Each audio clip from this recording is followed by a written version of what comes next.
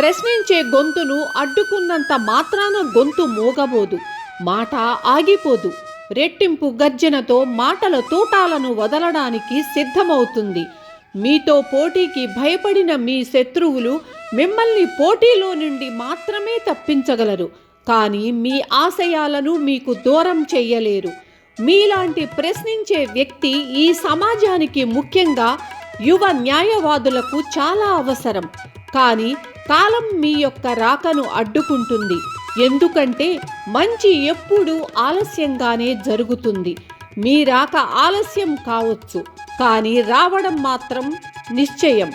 మీరు ఎక్కడుంటే అక్కడే మీ సైన్యం ఉంటుంది. మీరు నడిచే దారిలోనే మీ సైన్యం నడుస్తుంది.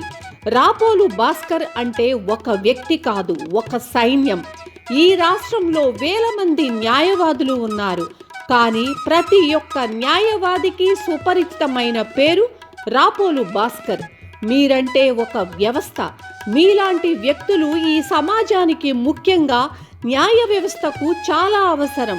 మీ సుపరిపాలన కోసం ఎంతో మంది ఎదురు చూశారు, ఎదురు చూస్తున్నాం, ఎదురు చూస్తూనే ఉంటాం.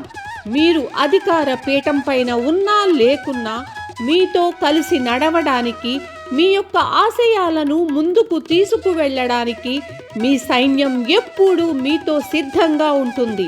ప్రేమతో మీ సైన్యం, రాపోలు ఆర్మీ.